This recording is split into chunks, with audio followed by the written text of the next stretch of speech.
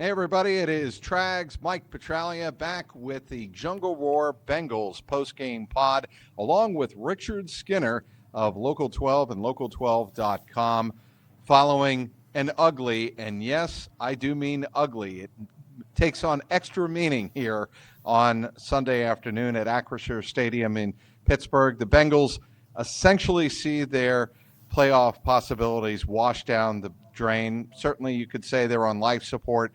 Steelers 34, Bengals 12. The game, giving Zach Taylor some credit here, it was definitely competitive through three quarters, and then the game, in more ways than one, got off the rails in that fourth quarter, and the Steelers score a couple of defensive touchdowns and put this game away.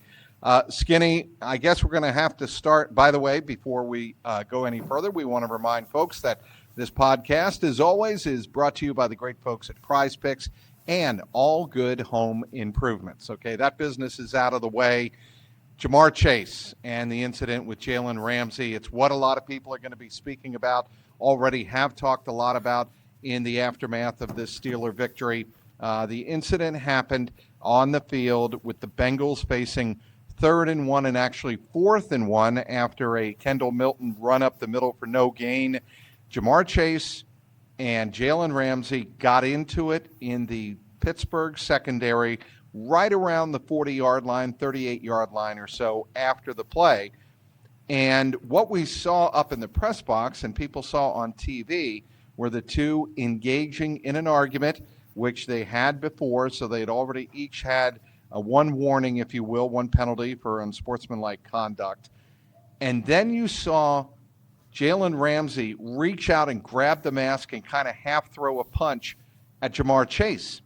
What you didn't see, unless you were Austin Brisky, a local cameraman in Cincinnati, caught the expectoration, the spitting of Ja'Marr Chase in the direction of Jalen Ramsey. And given his chance to answer for it, Ja'Marr Chase after the game said, I definitely didn't spit in his face. I didn't open my mouth in his direction. And after the game, the tape said otherwise. When we started this NFL season, Jalen Carter of the Philadelphia Eagles was suspended one game for doing likewise to Dak Prescott of the Cowboys before a single snap had even taken place in the NFL season. Skinny, what are your thoughts on what happened between Jalen Ramsey and Ja'Marr Chase? Well, Jalen Ramsey is a punk. There's no question about that. I mean, we saw him get under A.J. Greenskin years ago down in Jacksonville, and A.J. whipped up on him pretty good. He said apparently after the game that it all started with what he thought was a crack block from Chase, and they started jawing from that point forward. Then it escalated to what you said. You know, it looks pretty clear from that camera shot that he did spit on Jalen Ramsey. If the NFL believes that, if they see it like it's undeniable proof, he's not playing the New England game. I'll tell you that right now. He's going to get suspended. Jalen Carter didn't get suspended because, to your point, he got ejected on the first play, and the NFL said that was his suspension that game. So if you're wondering if it's tit for tat, it kind of is. So I'll be honest, I'd be surprised if they don't suspend him for the New England game. How about you? I think he gets suspended if indeed the NFL sees what we saw on that camera shot. Again, CBS did not have an angle of that replay. Certainly the video board up on here in the stadium didn't show that, but it seemed pretty undeniable to me that he spit at least in his direction, and to me that's disqualifying enough. Thank you for correcting me, Skinny, because that is true. The NFL, I think, was going to suspend him, but then reconsidered, and like you said, he didn't even play a snap in that game against the Dallas Cowboys, so that was essentially, he was kicked out and considered his suspension. I think Ja'Marr Chase should be suspended if that was indeed the case, if the NFL views it as that. You cannot condone is the word. You cannot condone that kind of behavior, and even if you're trying to get under Jalen Ramsey's skin, that's not acceptable behavior. It's beneath the pale of a guy with such a great reputation in the NFL as Ja'Marr Chase. And Ja'Marr Chase, Skinny, he's a captain of the Cincinnati Bengals. He's not just any other player. He's supposed to be one of your leaders. One of your leaders cannot be doing that. And I think it would be a good lesson for the rest of the younger Bengals, rest of the Bengals period, for him to have to sit out a game because of those actions. And look, he has done, I think, such a great job of being as composed as he can be after losses, right? I mean, you can sense the frustration, you can feel the frustration, and he's chosen the right words at the right time, and he has shown some great leadership. And we've seen it; teammates have lauded him for it, but in that moment, he lost his cool too. And then, honestly, I don't know if he should have told us that he spit on him when it was clear that he did, but then to lie in the answer. I mean, how about just? Well, that's I'm the not going problem, to comment on it. Yeah, I'm not going to comment on it. That I'm would have not been the going to right talk thing. about. It would have been, and we would have essentially taken that as a placid, for all intents and purposes, admission of guilt. But to lie about it the optics of it look even worse. And so we get beyond that play, and we'll see what the NFL decides. The Bengals are in rough shape. Period. They're 3-7. The season is obviously getting away from them. And that was one of the themes, I'm sure you heard it, Skinny, in the locker room, that this team is got only really pride to play for, because the way the division is setting out, the Steelers put themselves enough ahead of the Bengals today. And it looks like it's going to be the Bengals and Ravens for the AFC North. And now the Bengals just have to decide what are they playing for the rest of the year. I think the only thing you're playing for is to see who's going to be on this roster, especially on defense next season. I mean, I think that's the only thing you can do. I know that they tried the route today of having Oren Burks, a veteran, start alongside Barrett Carter instead of having two rookies play. Oren misses a tackle by the goal line. Barrett Carter looked as lost as he's been all season long, and that's saying something because he's looked lost a lot of times this season. Do you start to honestly? Geno Stone looks like he just doesn't want to be out there. And if he doesn't, and I know you don't trust Tyson Anderson and P.J. Jules or Dejon Anthony, throw him out there. I mean, you have nothing to lose at this point.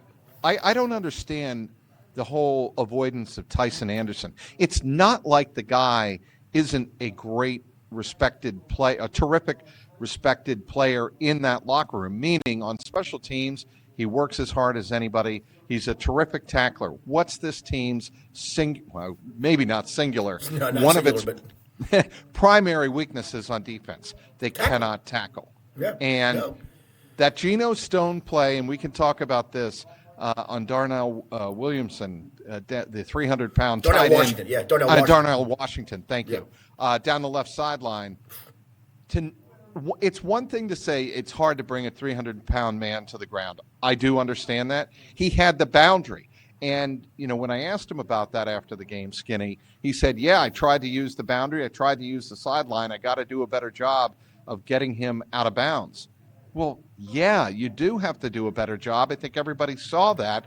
And it's why there's so much frustration among the fans. I think among the coaching staff that if you can't make that play, you shouldn't even be out on the field.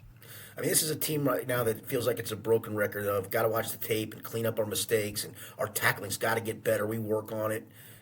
Look, enough. I mean, it's you need to start really thinking long and hard of who you want on this roster next season, especially on that defensive side, and just how big the overall is. It's a joke. I mean, the Steelers today was the second biggest yardage output of the season for the Steelers, 343 yards. And I know, in theory, the Bengals actually defense did play better. They didn't allow 500 yards, right? But it also shows you how low the bar is, though. You've given up. The Steelers are a terrible offense. The last three games they didn't even gain over 250 yards. You give up 343. Oh, by the way, with a backup quarterback playing in the second half. I mean, it shows you just how bad this defense really is, and it shows you then how bad this team is because Joe Flacco throws a pick six, and then there's a scoop and score, and the Jamar Chase incident. This is a losing team with a losing. It's got losers on it. Yeah, and unfortunately that's it. I'm going to go over some of the numbers here, Skinny, because they bear repeating. The Steelers were 7 for 13 on third down. You mentioned 343 yards. Mason Rudolph. It's not the 127 yards that really would concern me if I'm the Bengals. He was 12 of 16, Skinny. 12 of 16 in the second half in relief of Aaron Rodgers, who injured his left hand late in the first half, did not return. Mason Rudolph had the one touchdown pass. It was a short kind of dump-off pass in the fourth quarter. But they couldn't put any pressure really on Mason Rudolph. And when they did, they couldn't sustain the pressure. And I think that's one of the frustrating things for Zach Taylor as well. Well, I mean, I'll just give you an example of a drive of what this defense is all about. Bengals kick a field goal to make it 10-9, and Pittsburgh gets the ball back. They proceed to drive 15 plays, 61 yards, use up 7.5 minutes. It ended in a field goal, but here's what the Bengals gave up along the way. Yeah, I a know third where and you're 11, going. a third and 7, a third and 17. I mean, 3 third and longs you get them into, and you can't get them to the ground. A couple of those were just check down passes that they got yardage on. That just can't happen. I understand giving space a little bit on those third down plays, but it wasn't just giving space. There were check down guys wide open. There was nobody within 15 or 20 yards of them, Skinny. Yeah, then go to the fourth quarter. The Bengals made it 20-12 on that weird drive, the series in which Jalen Ramsey was ejected and Zach Taylor used weird timeouts, and the time management and clock management were just simply horrifyingly bad. But we need to get to that. Yeah, you get it back to a one-score game, though, right? So you got him 3rd and 11 on the Pittsburgh 43. He throws a check down to Kenneth Gainwell for 20 and a first down. You get him in a 1st and 23 situation at the 35. They pick up the first down to a 1st and goal at the 7 and end up scoring a touchdown that makes it 27-12. I mean, you had numerous chances to stop them. So you can't tell me the defense played, again, statistically, did they play better? Sure did. I can't, those are facts. But did they play better eyeball? No, of course they did not. You played an awful offense and gave up too many big plays at inopportune times. That is Richard Skinner.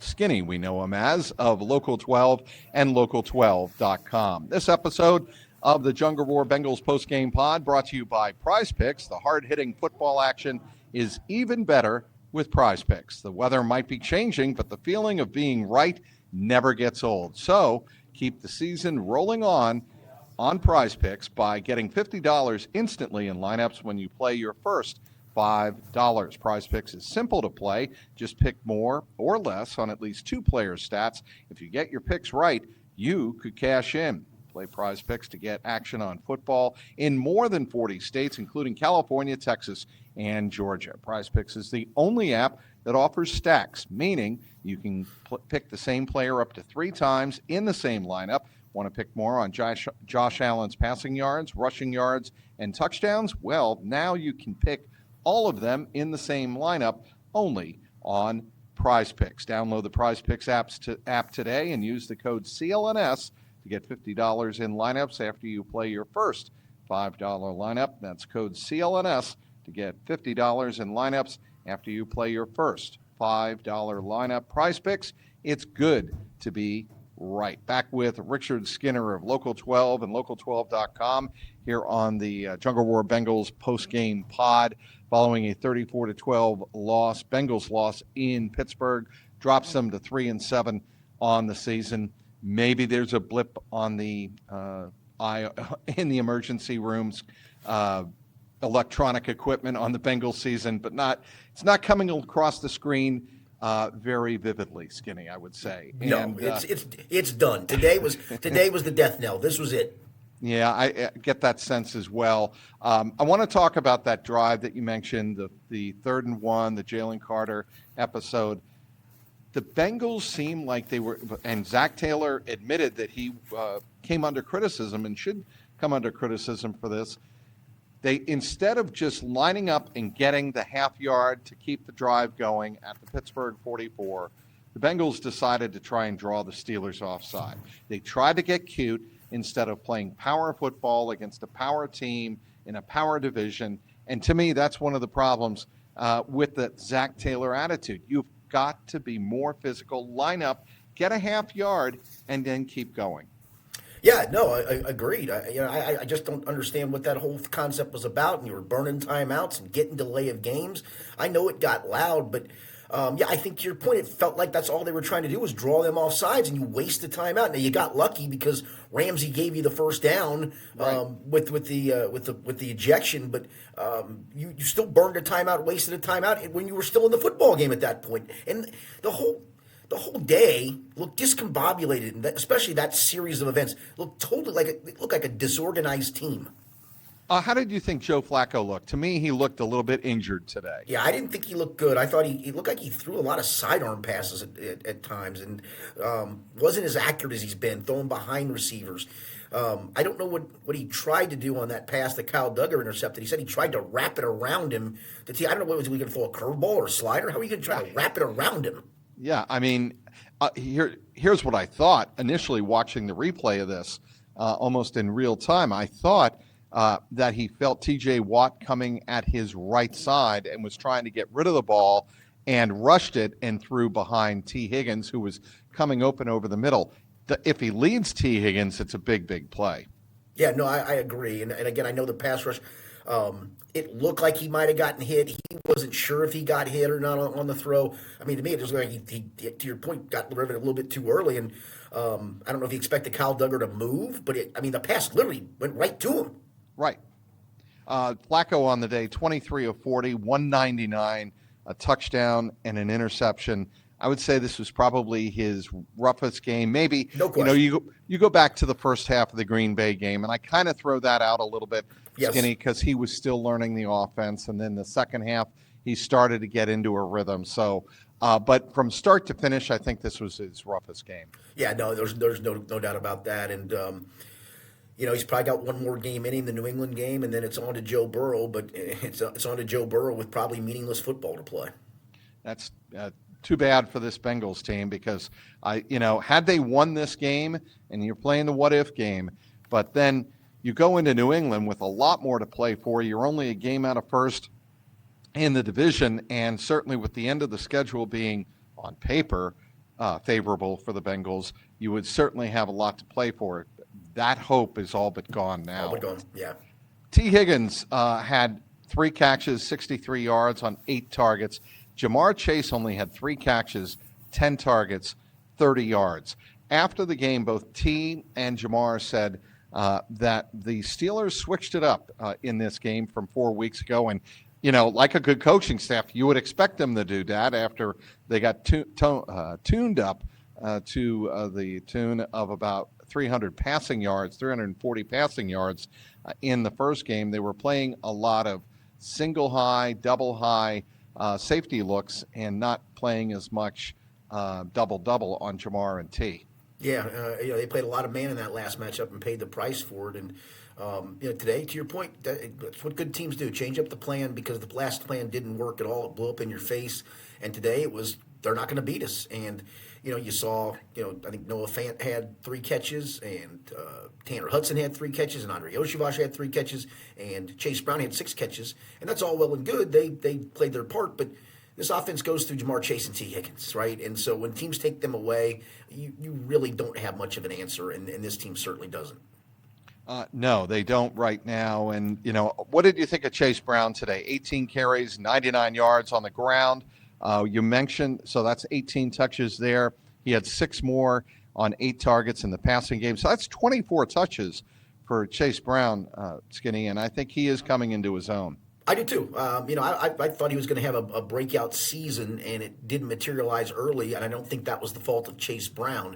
If you look at some advanced metrics early in the season, he was getting hit at an alarming rate behind the line of scrimmage. I mean, he was just having a hard time moving the football, and it wasn't because of him. And they found a little something in the running game now, and that's a good thing to see because you're going to have to lean on him, and he's got to be a big piece of this moving forward too. And I think you'll see him have a great last 7 games, whatever that means. It's not going to mean anything because this defense is still on the cusp of giving up probably another 4 or 5 30-point games before the season's all said and done. And no question about that. He is Richard Skinner of Local 12 and Local12.com. All Good has been helping homeowners for 32 years. When looking for a home improvement company, the number one quality that myself and the lovely Deborah Ann were looking for when we were looking for a new roof, believe it or not, was trust. Yes, we wanted a quality roof, but we wanted to trust the people who were installing the new roof and the new gutters and the new leaf guard. And All Good, they came through big time. For the last 32 years, All Good has been trusted to help homeowners replace their windows, install new vinyl siding, install new gutters, and professionally install a new roof. Now with the leaves just about all on the ground, it's time to think about getting your home ready for winter with energy-efficient windows, a roof inspection, or even a gutter inspection. They'd be glad to come out to your home, Ed Grant and the great folks at All Good, and do a free inspection to see if your home is ready for the winter months. All Good offers interest-free financing with payments starting at just $99 a month and no money down. And right now, All Good is offering a 50% off sale. Buy one, get one free. What does that mean? Well, if you need 10 windows, you get 5 free, and you get an additional $500 off on the purchase by mentioning you heard it here on the Jungle Roar podcast. Maybe you need 20 windows. That means you get 10 free in that additional $500 off by mentioning that you heard it here on the Jungle Roar Bengals postgame pod. All during All Good's buy one, get one free offer. So call my friend Ed over at All Good Home Improvements for your free home inspection, 513-247-2900, or as always, visit their website at myallgoodhome.com. Back to wrap things up here on the Jungle Roar Bengals postgame pod following a 34-12 Steelers victory over the Bengals at Acrisure Stadium. Skinny's up in the press box. I'm down in the bowels. I am in the press conference room is where I am emanating this podcast from. And after the game, Zach Taylor talked about some of the positives that the defense showed in this game. I want to talk about one in particular, Skinny, Myles Murphy. Yeah. I thought he, for the first time, showed some definite push. He had 5 tackles in that first half. He had half a sack. He looked more active in this game. Yeah, actually, he ended up getting credited for that whole sack. They took the other half away. Oh, from I did DJ not Hill. see that. So, okay. yeah, he had that. He had another quarterback hit. He finished the game with 7 tackles, and not just that, because sometimes tackles don't tell a story, right? I thought he was very. You noticed him today, and you rarely notice him in games, and so Right. yeah, if there's a little ray of sunshine from this, it was Myles Murphy showed a pulse. I need to see it more, but at least there's a starting point, perhaps. And maybe today was the starting point. Maybe it was nothing more than just a one-game blip on the radar, but it was there, and that was good to see. He's a first-round pick, Skinny. They need No to doubt. see, for the rest of the season, does this kid have fire in the belly for a team that has really nothing left to play for except roster spots, like you said, for 2026? Yeah, no, and it was a great place to start.